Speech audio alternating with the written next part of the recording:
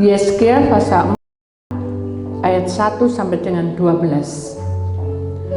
Tuhan kembali ke bait suci dalam kemuliaan.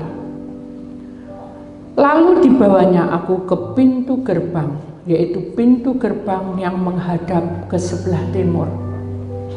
Sungguh kemuliaan Allah Israel datang dari sebelah timur, dan terdengarlah suara seperti sungai air terjun yang menderu, dan bumi bersinar karena kemuliaannya.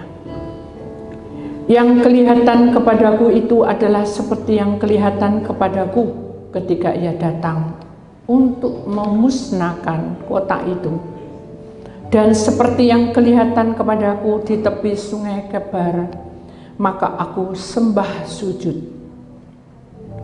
Sebab kemuliaan Tuhan masuk di dalam bait suci melalui pintu gerbang yang menghadap ke sebelah timur.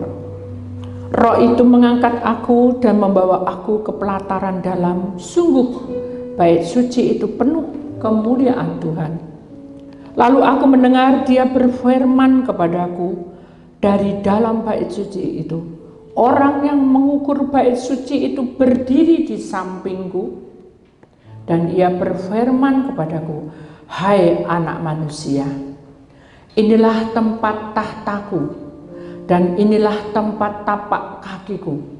Disinilah aku akan diam di tengah-tengah orang Israel untuk selama-lamanya. Dan kaum Israel tidak lagi akan menajiskan namaku yang kudus, baik mereka maupun raja-raja mereka, dengan persundalan mereka atau dengan mayat raja-raja mereka yang sudah mati. Juga tidak dengan meletakkan ambang pintu mereka dekat ambang pintuku, atau mendirikan tiang-tiang pintu mereka dekat tiang-tiang pintuku, sehingga hanya dinding yang memisahkan aku dari mereka. Mereka menajiskan namaku yang kudus dengan perbuatan-perbuatan mereka yang keji. Maka dari itu aku menghabiskan mereka dalam amarahku. Sekarang mereka akan menjauhkan ketidaksetiaan mereka dan mayat raja-raja mereka daripadaku, dan aku akan diam di tengah-tengah mereka untuk selama-lamanya. Maka engkau, hai anak manusia, terangkanlah kepada kaum Israel tentang bait suci ini, agar mereka menjadi malu melihat kesalahan-kesalahan mereka, juga bagaimana bait suci itu kelihatan dan rancangannya. Dan kalau mereka merasa malu melihat segala sesuatu yang dilakukan mereka, gambarlah bait suci itu, bagian-bagiannya, pintu-pintu keluar dan pintu-pintu masuknya, dan seluruh bagiannya. Beritahukanlah kepada mereka segera peraturannya dan hukumnya, dan tuliskanlah itu di hadapan mereka, agar mereka melakukan dengan setia segala hukumnya dan peraturannya. Inilah ketentuan mengenai bait suci itu. Seluruh daerah yang di puncak gunung itu adalah maha kudus. Sungguh inilah ketentuan mengenai bait suci itu. Bapa, bicaralah Engkau.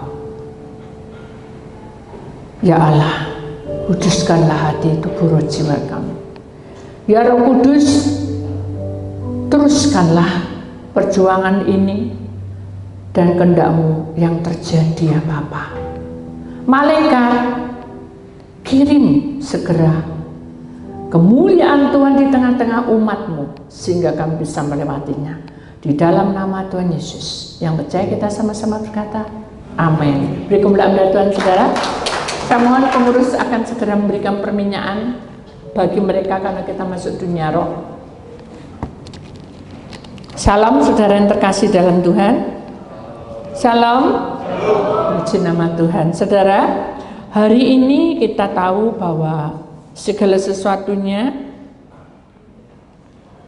Tuhan itu berkuasa atas setiap pribadi, ya. Dan langkah yang Tuhan berikan kepada kita adalah langkah yang tepat, di mana Roh Kudus berbicara di tengah-tengahnya. Dan kami tahu bahwa rancangan yang Tuhan nyatakan dalam kehidupan kami adalah rancangan yang sungguh-sungguh diberikan dan diurapinya dengan urapan Allah, sehingga kemuliaan Tuhan dinyatakan dalam kehidupannya. Dan kami percaya bahwa apapun yang terjadi, Allah berkuasa atas kehidupannya, Allah berkuasa atas langkahnya, dan Allah memberikan tanda dalam setiap pribadinya. Karena kami tahu bahwa Tuhan ada. Kita akan melihat penglihatan-penglihatan yang kita sudah doakan dengan tim doa, ya. Dan kita tahu bahwa ini sesuai dengan firman Tuhan. Kita masuki penglihatan itu, saudara, karena saya percaya bahwa bukan suatu kebetulan kalau kita bisa melewatinya, karena Tuhan punya kuasa atas setiap pribadi kita. Maka itu saya mohon dengan sangat saudara akan perhatikan baik-baik. Sudah memakai minyak urapan, ya. Gini saudara, kita ini punya 3 unsur: tubuh, roh, dan jiwa. Jadi sekarang ini tubuhmu duduk di sini, roh dan jiwamu tidak boleh kemana-mana. Contohnya apa, Bu? Kamu duduk, alah opo, tidak bisa. Ya, kalau saudara tidak percaya dan saya tidak mau masukin, ya percuma, sia-sia.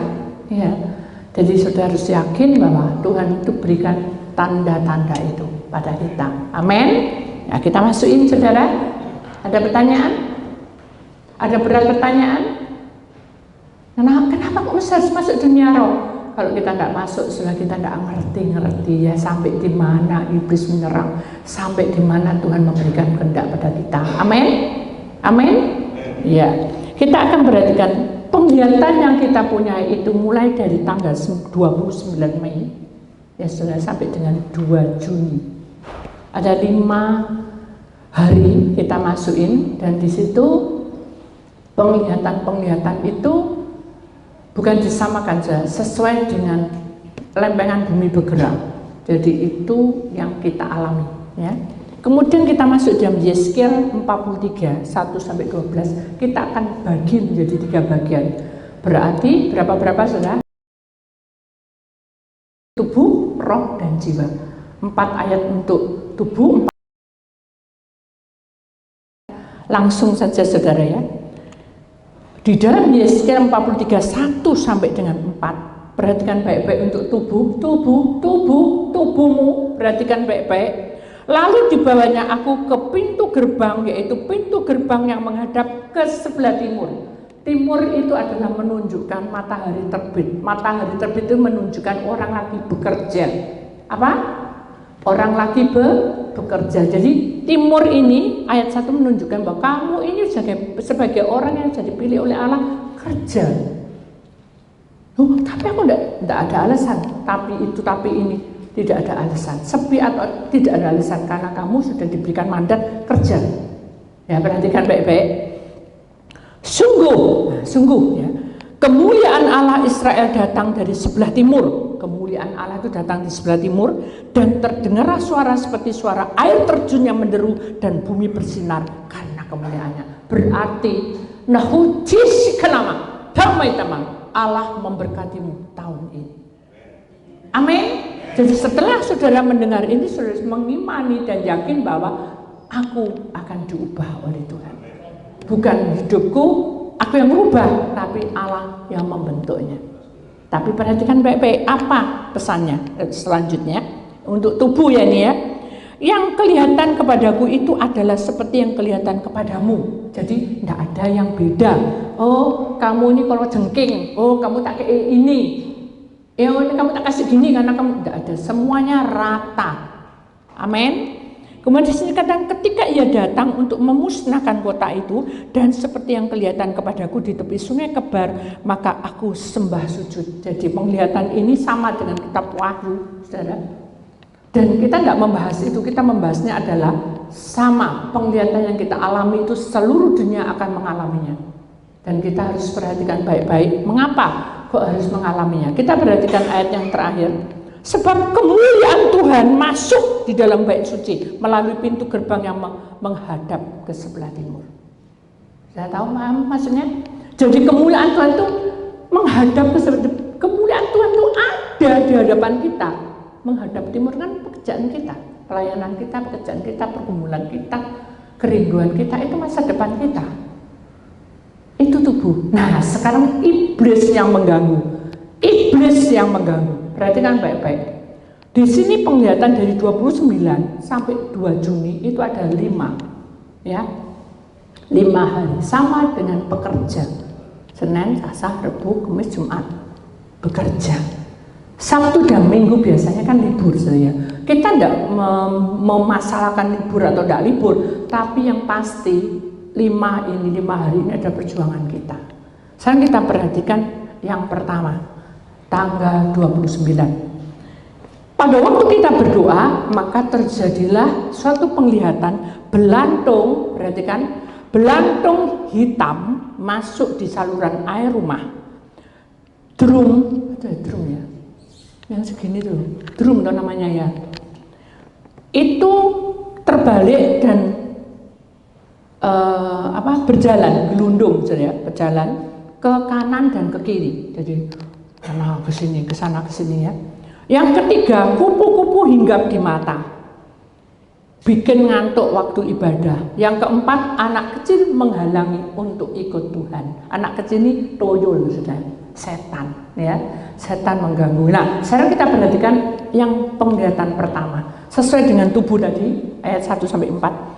Belantung hitam itu di saluran air rumah itu adalah kalau saluran airmu buntu, enak. Halo? Nah, enak. Saya punya saluran susah dari ke atas. Wah, apapun sampai pegel saya. Sembuh karep-karepmu. Terserah ya, disuwogrok diapain tetap buntu. Ini yang membuat masalah. Saluran air itu adalah saluran berkah. Jadi kalau belantung itu tadi ada di dalam saluran rumah itu, dia menghambat seluruh keuangan. Belantung. Makanya Tuhan bilang apa, saudara? Kamu harus apa? Ke pintu gerbang. Dan pintu gerbang itu di sebelah timur. Pintu gerbang itu adalah pelataran Tuhan. Jadi kalau kamu mengalami ekonomi yang terhambat, keluarga yang terhambat, tidak ada keharmonisan, nah itu datang ke pintu gerbang sebelah timur. Paham saudara? Kalau kamu datang ke sana, maka Tuhan berkata, sungguh, bukan saya loh, ini di ayat Yeskiel. Sungguh kemuliaan Allah Israel datang di sebelah timur. Dia hadir. Kita imani ya bahwa Tuhan hadir. Drum ya, drum itu kan besar loh. Dia bisa ke kiri ke kanan. Itu menandakan tentang gejolak dunia ini sudah tidak karuan. Banyak yang melanggar. Apa yang dilanggar? Kasar, tidak ada kasih, ya, suka mengkhianati, suka berkata-kata kotor, tidak membangun. Nah, itu adalah salah satunya drum tadi itu, yang kiri kanan beloknya. Dia menghambat. Saudara kalau jalan aja, jangan naik kendaraan. Kalau ada drum itu, kira-kira sudah terhambat enggak? Halo? Terhambat enggak? Ini logika loh saudara, kanan itu terhambat. Nah, berarti drum itu harus menyingkir, betul enggak? Di sini ayat katakan, sungguh kalau kamu datang ke dalam gerbangku, maka aku akan buka, dengar suara. Nih, dengarlah suara seperti suara air terjun yang menderu, bumi bersinar karena kemuliaan. Air terjun itu aliran sungai dari Allah. Ada tuh ayatnya, jikalau imanmu sebiji sesawi dan kamu memiliki iman dan tinggal di dalam aliran sungai kasih Allah, tinggal di dalam kuasa Allah, akan terjadi apa? Mengalirlah air dari surga yang tidak pernah berhenti. Amin. Tapi tapi aku kok gak kerasa no Bu. Nah karena saudara ego, sok pinter, sok karpe dewe, ayo dikoreksi, pasti ada yang salah di situ. Tapi Tuhan tidak pernah menyalahkan kita. Dia beri kesempatan supaya saudara bertobat. Amin, amin, amin ya saudara. Kita tahu bahwa rencana Tuhan di tengah-tengah kita itu luar biasa, saudara. Lalu kita perhatikan lagi, kupu-kupu hinggap di mata, bikin mengantuk waktu ibadah. Ibadah ini dikatakan bukan saat kita datang sini. Kalau sudah datang sini ngantuk, mungkin senggol ambil istri, suami, atau mungkin tetangga yang ngetamakno kita itu, kok ngantuk nih gereja. Ini yang dikatakan ibadah dalam roh. Ibadah dalam roh itu seperti apa? Ibadah itu adalah tanggung jawab. Bahasa saudara, dalam pekerjaan harus bertanggung jawab. Amin. Kenapa? Kan di dalam ayat 3 katakan yang kelihatan kepadaku adalah seperti yang kelihatan kepadaku ketika ia datang untuk memusnahkan kota itu, dan seperti yang kelihatan kepadaku di tepi sungai Kebar pada waktu itu. Maka aku sembah sujud. Itu menandakan bahwa kalau kamu itu tetap setia, Tuhan yang bertindak. Tuhan akan tunjukkan. Kalau kamu tidak setia, maka kamu akan mengalami hukuman seperti yang dikatakan ayat 3 ini. Dan yang menghakimi bukan Tuhan, karena Tuhan sampai detik ini belum menghakimi. Saudara harus kuat. Kenapa? Karena rancangan Tuhan diberikan kepada kita itu cuma-cuma. Jadi saudara harus paham betul bahwa Tuhan itu bertindak atas langkah kita. Amin. Amin. Amin. Kenapa? Karena kupu-kupu di mata ini menunjukkan kita ini down, ngantuk. Ya, ada satu kesaksian saya. Ada 2 orang anak, ya, satu laki satu perempuan. Yang perempuan itu cantik, yang laki juga tampan. Suatu hari perempuan ini sekolah di luar negeri, yang laki tinggal di tempatnya mama karena dia merasa bahwa belum waktunya untuk pergi. Suatu saat si cece-nya itu berhasil, ya, dia cari uang itu berhasil lah. Nah si adiknya laki ini enggak, hanya dia bilang, Tuhan apakah aku salah untuk berpacaran? Hanya dia konseling. Nah Tuhan tanya, apa kamu sudah tanya sama aku kalau kamu mau enggak pacaran? Mau pacaran dulu atau mau kerja? Dua-duanya. Nah, kalau dua-dua kamu mau berapa? Oh aku umur sekian, masih cilik loh. Berarti kamu kerja dulu. Enggak, saya tidak suka anak muda. Enggak mau konseling sama Bu Titik, enggak boleh pacaran. Enggak boleh pacaran. Tersinggung dia. Terus mamanya, papanya terangkan dulu sampai elek lah. Tetap dia enggak mau datang. Akhirnya saya bilang gini, kamu stres toh? Aku stres Bu. Ini anak yang tak kadang-kadang. Tahu tak kadang-kadang? Tak puji-puji supaya anak ini menjadi kepala imam. Laki soalnya. Lek perempuan kan nggak pantas Bu. Siapa yang bilang? Saya juga perempuan. Jadi semuanya itu mengalir aja. Semua anak punya tugas masing-masing. Saya bilang gitu. Puasa no ya, doa. Akhirnya doa. 1 bulan kok pancet ya Bu? Pancet apanya? Anak saya tetap tidak bertanggung jawab, males-malesan, dan dia cuma baca HP, dan lisannya cuma ngamuk-ngamuk, geremeng-geremeng. Akhirnya kita doa, dibuka kronologinya. Tahu sudah kenapa? Karena mama ini sebagai mama menuntut anaknya berhasil. Tuhan berhasil no anakku, Tuhan jadi no anakku berhasil, jadi no anakku dalam nama Tuhan. Dalam sing merintah itu Tuhan atau dia? Kira-kira. Halo, doa bener nggak itu? Bener nggak doa itu? Tapi belum dijawab loh. Bener nggak? Berarti apa? Ada kesalahan. Bagaimana doa yang benar? Juga bukan sama seperti saya yang benar loh. Doa sama Tuhan apa adanya. Tuhan ini anakku, namanya si A.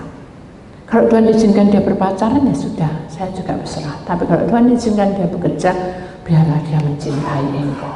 Biarlah dia mencintai engkau. Karena ayat ini katakan, aku akan melihat sesuatu pandangan yang tidak baik. Hukuman itu pasti akan tabur tuai. Kalau dia bandel dengan orang tua, wah tidak baik, kan gitu. Jadi kita harus bagaimana caranya, hikmat dari Tuhan itu turun, kita doakan seperti itu. Oh ya wis. Karena dia terus stres, depresi, dia kayak kupu-kupu tadi tuh, hinggap di matanya, dia ngantuk, mau apa-apa, males mau doa, mamanya nih males mau apa, akhirnya dia nggak mau pelayanan, nggak mau apa, tetap diem di tempat, sampai jadi bomber. Akhirnya ada kolesterol tinggi, semua tekanan darah tinggi, semua tinggi. Dokternya bilang apa? Ibu, sebenarnya ibu nggak sakit apa-apa, cuma stres. Hanya dia nangis, ya stres gara-gara anak saya. Loh, anak sudah gede, saudara. Anak sudah besar, dia punya pilihan.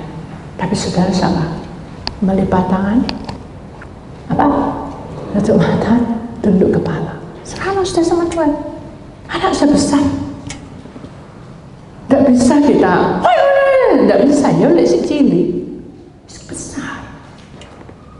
Nah, jadi mari kita tahu bahwa ibadah yang benar itu adalah ketika saudara bisa melepaskan anak saudara untuk menjadi dewasa, mengambil keputusan. Kita memberi nasihat. Nah, akhirnya sudah doain, dijawab sudah. Hanya datang, Bu, saya punya pacar ini sekarang, karena ini cantik sudah. Tapi saya bilang bukan, waduh. Mamanya saya bilang minta bocoran, dia tak jawab, bukan, marah sudah. Mamanya, gak bisa, saya ada doa. Berarti ini Tuhan itu apa ngomongin? Mencela-mencela. Tuhan kok mencela-mencela? Yang mencela-mencela kita lah. Tuhan tunjuk suruh kerja. Sampai berapa lama? Dia tuh gak bisa sendirian. Dia itu gak mungkin ya, itu kan pikiranmu. Udah, doa aja. Doanya konseling, dibuka semuanya. Dia cuma diem gini. Imannya Bu, gak apa, cantik-cantik jadi bukan pacarku. Oh, jadi kamu lihat cantiknya, enggak lihat dalamnya. Dua-dua, ya selalu dua-dua. Kalau Tuhan bilang kalau kamu cantik dalamnya busuk, buat apa? Orang menikah itu satu kali. Ya Bu, ya Bu. Kecewa? Ya jujur saya kecewa Bu, enggak bisa Bu. Ya sudah, kamu tanya sama Tuhan, kenapa kok kecewa? Ini PR. Ayo puasa dibuka. Jadi berubah. Ketika kamu nurut, Tuhan bilang di ayat yang keempat, sebab kemuliaan Tuhan itu masuk di dalam bait suci. Ini bait suci itu tubuh kita. Masuk, merasuk dalam hidupmu. Kayak rawon. Tahu sudah rawon, bumbu rawon, ibu-ibu? Semakin lama semakin apa? Apa? Semakin lama semakin merasuk, semakin apa rasanya? Enak. Kayak sayur asem, gak enak. Jadi intinya kayak gitu. Jadi semua manusia ada takaran-takaran tersendiri. Kita tahu bahwa Tuhan punya rencana. Anak kecil menghalangi untuk ikut Tuhan. Itu maksudnya anak kecil ada setan, bukan anak-anak kecil itu. Dia menghalang-halangi kita dengan banyak cara.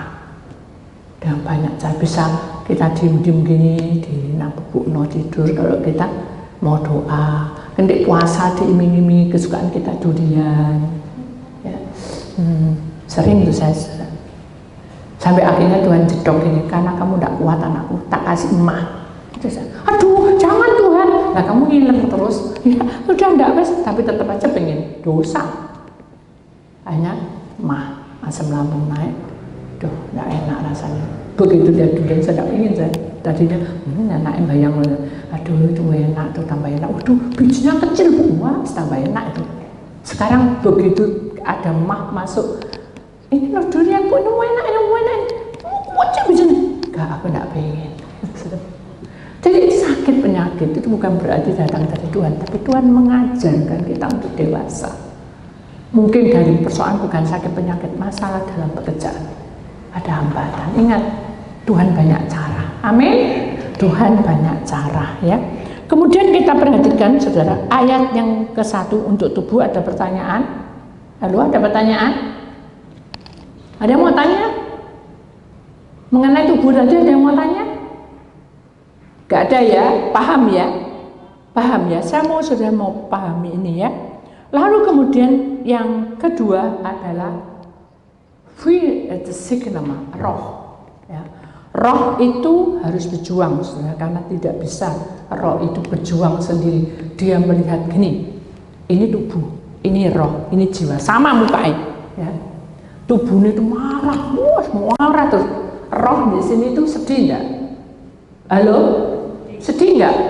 Sedih, enggak mau dia. Karena roh itu nurut. Roh itu kudus, saudara, sebenarnya punya salah, dia keluar, keluar meninggalkan tubuh kita. Makanya ketika kita konseling, loh kok romo enggak ada, loh nyangkut di setan tak? Enggak, keluar dewek, keluar sendiri. Loh kenapa? Kamu suka mengeluh ya? Enggak, itu kapan aku mengeluh? Enggak, gitu terus saya tak diem. Sudah. Kemarin itu habis sepatunya dilempar kena muka anjing itu siapa? Kok tahu ya? Kenapa? Mangkel. Loh ya bodoh itu. Makanya Roh enggak suka kasar gitu. Keluar Rohmu. Saya di mana Bu? Roh saya di mana Bu? Nyantol di rumah. Ada apanya Bu? Ada apanya Bu? Yang dihebohkan bukan rohnya keluar kemana, tapi bingung setan apa dikenal. Kalau setan itu, Tuhan bilang setannya gendruwo. Waduh Bu, mateng Bu. Sing bingung itu manusianya. Kalau saya dibilang gitu, sing kepikiran apa? Manusianya. Bukan mikirin ya apa caranya balik roy. Bingung gendruwo. Sama yang salah? Manusia apa Bu Titi? Manusia. Saya dibilang sama Tuhan dibuka bocorannya. Itu enak toh. Oh aku nyantol di rumah kosong kena gendruwo. Pantesan aku tidak pernah mandi lagi gitu saudara. Pantesan aku tidak pernah keramas sampai aku domel-domeli sama istriku. Loh kan gitu saudara. Enggak. Gendruwo itu model kayak apa Bu? Aduh Bu, nanti saya itu nanti disangkut-sangkut. Berapa lama saya bisa saya bingung itu bukan itu nih, harusnya itu kita koreksi, ya. Oh iya bener sih, aku nggak pernah mandi. Oh bener sih, aku nggak bisa tidur. Oh bener sih, kan gitu saudara. Terus solusinya apa kan gitu? Pelepasan ya pelepasan. Puasa. Nah itu puasanya tuh aku pengen tahu. Saya dengar puasanya cuma 3 jam ya. Bukan karena 3 jam ya saudara. Karena kita mengikuti lempengan bumi supaya bisa masuk 6, 9, 12, 3, 6, 9, 12 malam. Kalau saudara mulai dari jam 6, start mau sampai jam 6 lagi, mungkin tidak apa-apa. Tidak harus 3 jam. Jadi saudara harus perhatikan itu. Jadi jangan bingung roh setannya. Setannya tambah senang dijak omong. Kan jadi artis saudara. Setan senang dong jadi artis. Jangan mau saudara. Kita harus tengging itu dan kembalikan rohnya. Amin. Itu satunya. Lalu kita perhatikan di sini penglihatan yang tanggal 30. Pohon besar yang membuat manusia malas, batu besar yang mau menimpa manusia. Nah, pohon besar ini adalah masalah kita, batu besar itu juga masalah kita. Kenapa? Karena hidup kita itu tadi, karena tidak kuat, rohnya bisa keluar, menghalang-halangi. Seperti pohon besar ini, membuat manusia jadi malas semuanya, berubah. Bukan aku berubah, sungguhku berubah, bukan itu. Sifat karakter kita ini sudah diubah. Sama setan itu diubah jadi males, jadi nggak mau kerja, jadi uring-uringan. Nah, hati-hati. Karakter seperti itu bukan Tuhan yang punya. Makanya roh kita harus dijaga, jangan boleh keluar masuk. Amin. Kenapa? Karena Tuhan punya rencana. Kita lihat ayatnya ya saudara. Roh ayat 5. Ayat 5 saudara. Roh itu mengangkat aku dan membawa aku ke pelataran dalam sungguh. Bait suci itu penuh kemuliaan Tuhan. Jadi kalau kita sungguh-sungguh, roh kita diangkat oleh Tuhan masuk dalam pelataran Tuhan. Setan bisa ambil, nggak bisa, karena itu pelataran Tuhan.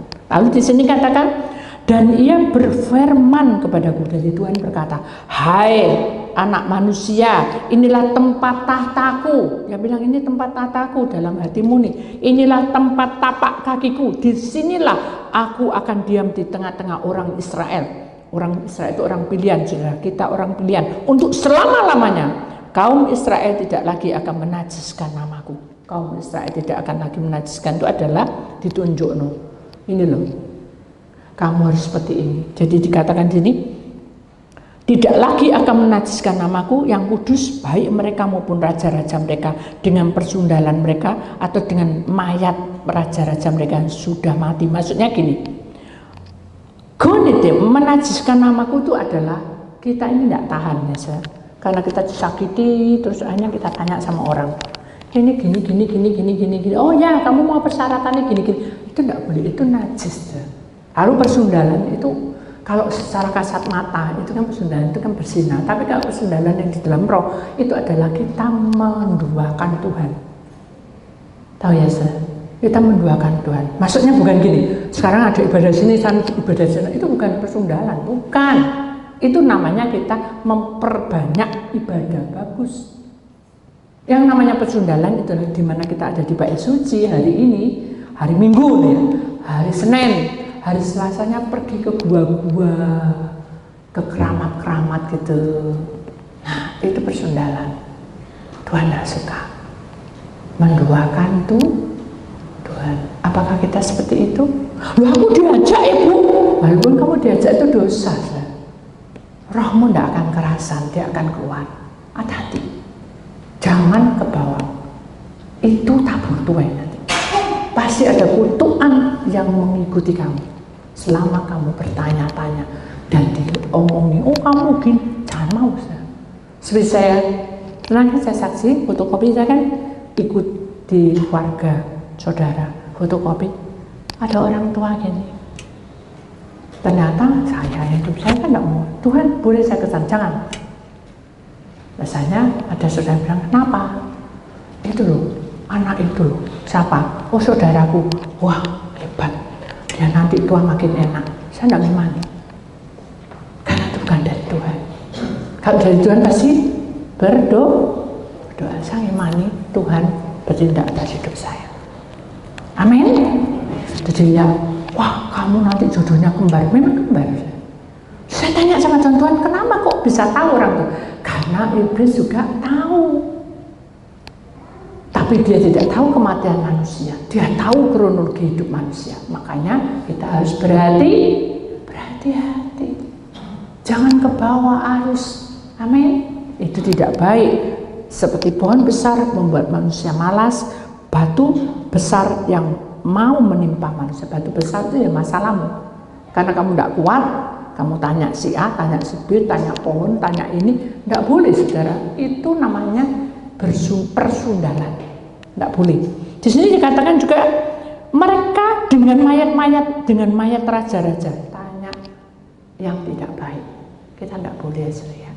Orang mati ada di atas, tidak bisa diajak omong. Weh, kamu ya, aku tidak bisa. Tidak boleh. Orang mati milik Tuhan. Sudah, amin. Tidak bisa ngomong-ngomong sama kita. Amin. Jadi perhatikan baik-baik bahwa mayat raja-raja itu yang sudah mati tidak boleh diutek-utek. Pasarannya udah dia ikut Tuhan. Intinya gitu.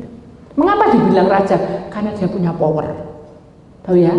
Punya kedudukan, punya power. Tapi kita harus hati-hati. Kenapa? Karena kita tidak sembarangan. Orang mati sudah mati ikut Tuhan. Amin. Kita harus berjuang. Karena batu besar, pohon besar akan menghalang-halangi kita. Itulah yang Tuhan katakan dalam hidup kita. Itu roh, ya. Roh itu penurut, tapi karena kita ke bawah arus, hingga kita melakukan pelanggaran-pelanggaran. Ada pertanyaan mengenai roh? Ada? Nggak ada ya? Lanjut ya. Kemudian kita bilang tentang jiwa. Jiwa ada berapa? Dipecah? Perasaan? Nah, kok ada 4? Jiwa ada apa? Perasaan, pikiran, hati. Itu jiwa. Makanya kita belajar di sini. Penglihatan 31 dan juga penglihatan sebentar saja. Penglihatan 31. Angin besar, puting beliung, pohon tumbang membuat manusia malas bekerja. Kepik kecil membuat manusia hampa, tapi Tuhan baik. Dilihatnya 2 kuda hitam putih berlarian di padang gurun penuh bunga. Ini maksudnya adalah angin besar itu, puting beliung itu adalah kondisi keadaan kita. Kalau kita itu ada pikiran yang tidak baik, maka pikiran kita jadi kacau. Betul enggak? Kalau kita tidak pas, tidak mood, pikiran kita jadi apa? Kacau ya, seperti angin puting beliung tadi. Terus pohon akan tumbang, hidup kita akan tumbang, membuat manusia jadi males segala-galanya, drop, stres, tidak bisa apa-apa, males bekerja, tidak punya kegiatan apa-apa, diem di kamar, atau mungkin diem aja, atau emosi tingkat tinggi tidak bisa dikendalikan. Hati-hati, karena hunidisik penglihatan Yang tanggal 31 ini memperlengkapi perasaan, pikiran kita. Kepik kecil-kecil membuat manusia hampa. Kepik kecil-kecil itu ada binatang yang kotor, berbau. Jadi kalau hidup kita ini selalu bikin masalah dalam hidupnya, pasti berbau yang tidak sedap. Ya, makanya dalam hidup manusia kita harus berhati-hati, jangan sampai kita mengeluarkan sesuatu yang tidak membangun. Itu kepik ya, kata kasar, ngomong gak baik, tidak boleh ya. Seperti yang saya katakan di tempat anak sekolah minggu, hei kamu Pak kingkong, nah, kata-kata tidak bangun, dia lo ciptaannya Allah. Keluar ros kingkong, kan gitu. Pernah atau sudah saya saksikan. Jadi kalau kita ngomongnya omong kotor, ya itu yang dikatakan omongnya tidak bangun, ya itu akan terjadi. Hati-hati saudara. Kemudian di sini katakan, tapi Tuhan baik, dilihatkan 2 kuda hitam dan putih, itu tentara dari Allah, memerangi penguasa itu. Jadi jalan Tuhan itu ditentukan dengan kuasa Tuhan di dalam kehidupan kita sebagai orang pilihan Allah. Ya, kita tahu bahwa rencana Tuhan itu indah pada waktunya, dan kita tahu Tuhan punya kuasa. Jadi kalau kemuliaan Tuhan bersinar di tengah-tengah kita, maka Tuhan berkata bahwa kamu tidak dengan meletakkan ambang pintu mereka dekat ambang pintuku, dan mendirikan tiang-tiang pintu mereka dengan tiang-tiang pintuku. Jadi tidak akan sama. Terang dan gelap tidak akan disamakan sendiri-sendiri, walaupun ada tiangnya sama, bentuknya sama, tapi Tuhan bilang di sini juga tidak dengan meletakkan ambang pintu mereka dekat dengan ambang pintuku. Tahu saudara, tidak bisa sama. Dan mendirikan tiang-tiang pintu mereka dekat dengan tiang-tiang pintuku, tidak sama. Tidak bisa ya, jadi terang dan gelap tidak bisa, sehingga hanya dinding yang memisahkan. Dinding itu adalah iman kita. Kamu mau milih mana, terang atau gelap? Sehingga hanya dinding yang memisahkan aku dari mereka. Mereka menajiskan namaku yang kudus dengan perbuatan-perbuatan mereka yang keji. Maka dari situ aku menghabiskan mereka dalam amarahku. Lama-lama penguasa roh itu menghantui hidup kita, tidak baik saudara. Ya, lalu kita harus berjuang karena Tuhan punya rencana. Itu pikiran ya. Sekarang kita masuk di dalam hati. Perhatikan baik-baik hatimu ya. Penglihatan di dalam 1 Juni, air sungai jadi merah. Perhatikan, air laut jadi merah. Penyebabnya adalah jadi tidak baik karena udara. Mudah terinfeksi masalah keuangan, masalah duniawi, masalah kesenangan. Solusinya adalah berdoa dan berpuasa. Air mudah merah itu adalah hatimu. Ketika kamu sedih, hatimu bagaimana? Ikut apa?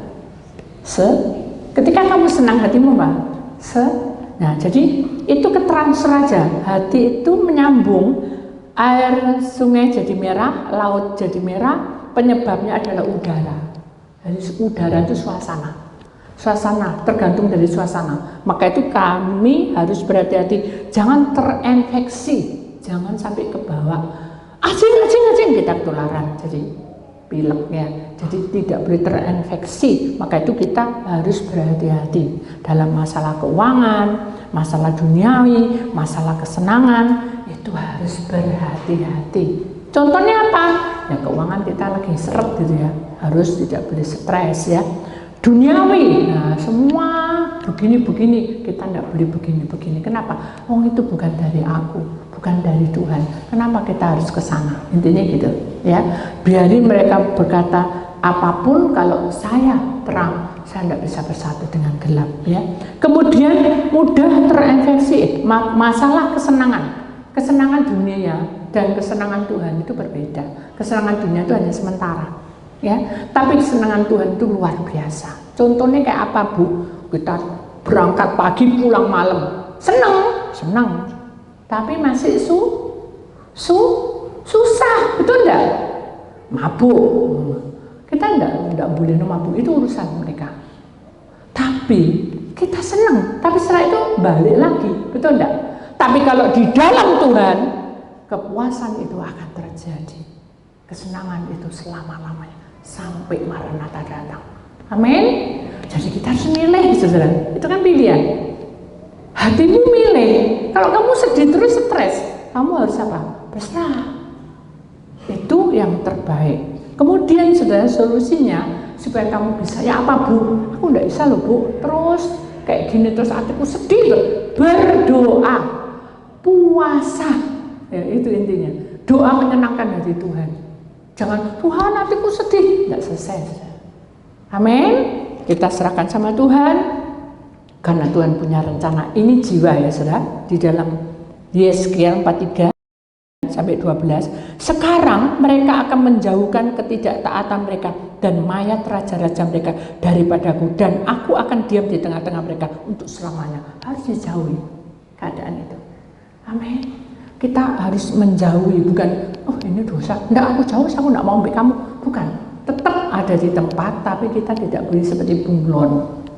Apa? Bunglon ya.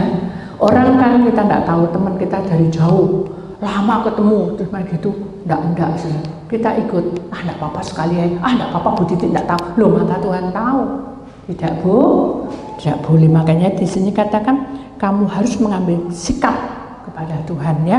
Kemudian ayat yang selanjutnya saudara, maka engkau hai anak manusia, teranglah kepada kaum Israel tentang bait suci ini, agar mereka menjadi malu melihat kesalahan-kesalahan mereka, juga bagaimana bait suci itu kelihatan dan dari rancangannya. Kalau kamu menjadi terang, dia gelap, dia akan malu. Bukan malu, dia akan ngoco, oh ya aku sing salah sih. Itu jadi kita tidak boleh ikut-ikutan supaya dia bertobat. Amin. Kita harus menjadi surat-surat Kristus. Kemudian di sini katakan sayur banyak belantung membuat manusia mutan, orang tidak suka cita. Jadi sayur itu sudah banyak belantungnya. Dalam roh tuh sayur ada belantungnya. Belantung membuat kita ego, keakuan kita ini pengennya marah terus, pengennya usil terus. Itu adalah sayur. Sayur itu digambarkan tentang hidup kita sehari-hari. Kita kumpul teman, kita kumpul orang tua, kita kumpul saudara, kita kumpul anak, mantu, cucu. Nah itu sayur. Sekarang tinggal bagaimana? Kalau itu tidak benar, kita jadi tidak mood. Tapi kita harus berserah sama Tuhan. Dibawa di dalam doa ya. Kaca besar ada wujud aneh. Jadi ada kaca besar wujudnya aneh. Ada juga serigala mata merah. Jadi gini saudara, kaca itu besar, kayaknya tidak ada apa-apa, tapi begitu dilihat itu ada suatu sosok roh yang menyeramkan. Kaca itu adalah hidup kita. Kalau kita itu benar di hadapan Tuhan, kaca kita menjadi kudus, dan yang ada adalah malaikat. Tapi kalau kita melanggar, walaupun kita berkaca 1000 kali, yang datang siapa? Serigala dari setan. Makanya kita berhati-hati, membuat orang selalu tidak puas, lalu ingin mencari yang baru, memakai magic yang tidak baik. Maka itu kita tidak boleh ke sana. Amin. Kita tidak boleh mengarah ke sana. Di sini ayatnya memberikan penerangan. Dan kalau mereka merasa malu, nah ini saya, kalau mereka sudah dapat malu melihat segala sesuatu yang dilakukan mereka, gambarlah bait suci itu. Tahu maksudnya? Bukan gambar bait suci. Gambarlah bait suci ini loh. Aku ini terang ya. Bersama Tuhan kita terang. Ayo kita doa. Tak tersembunyi gitu. Tidak tersembunyi. Kuasa Allah gitu. Kalau lain ditolong, saya juga. Kenapa? Tangannya terbuka. Apa? Terus tak tersembunyi. Apa? Itu pujian punya kuasa. Jadi kalau dalam hidup kita, hati kita tidak mood, kita harus buka hati, kita terima rohnya supaya tidak ada yang tersembunyi di hadapan Allah, sehingga orang-orang itu bisa ditolong lewat kita. Amin. Orang menolong itu bukan karena kita punya uang dan banyak uang, karena kita punya sinar dari Tuhan. Jadi kita jadi orang itu jadi adem ayem. Yang tadi mau bunuh diri tidak jadi, mau gini tidak jadi, Tuhan ubah kehidupannya. Amin. Ya. Lalu yang terakhir saudara, ada bango-bango, artinya Tuhan selalu beserta kalian. Bango-bango itu adalah gosip ya saudara. Gosip yang kita tidak tahu dan kita tidak ngerti bagaimana caranya ya. Jadi kalau dalam kehidupan kita tahu bahwa Tuhan berkuasa atas hidup kita, maka perjalanan kita menjadi indah di pemandangan Allah. Jadi kita harus berjuang ya. Kita berjuang karena Tuhan berkuasa atas kehidupan kita ya. Kita berjuang ya, kita lewati. Inilah ketentuan mengenai bait suci itu. Seluruh daerah di puncak gunung itu adalah maha kudus. Ini adalah tadi pikiran, hati. Satunya apa? Perasaan. Jadi inilah ketentuan. Kalau kamu milik Tuhan, inilah ketentuannya. Bait suci itu, seluruh daerah di puncak gunung itu menjadi kudus. Puncak gunung itu adalah tubuhmu, rohmu, jiwamu. Puncak gunung itu di atas segala-galanya. Tuhan menciptakan kita, saudara. Ini yang terakhir. Ada kain putih tiba-tiba jadi merah darah. Kain putih itu lambang persalinan kita, ikatan kita bersama dengan Tuhan, ikatan kita bersama dengan manusia. Ya. Kain putih melambangkan tentang bagaimana hubungan kita dengan manusia, dengan Allah, dengan manusia. Terus jadi belantung, jadi sisi ular, jadi berubah-ubah. Kain itu jadi berubah menjadi belantung, kemudian sisi ular. Artinya hidup manusia terkungkung di dalam persoalan itu, sehingga apa? Tidak ada kemajuan. Kita mau ke situ? No, katanya tidak. Maka itu inilah ketentuan. Bait sucimu itu seperti apa? Seluruh daerah di puncak gunung, dari tubuhmu, rohmu, jiwamu itu puncak gunung. Haniti adalah maha kudus. Sungguh inilah ketentuan mengenai bait suci itu. Amin. Jadi mari kita ambil bagian ini karena Tuhan punya rencana di atas hidup kita. Amin.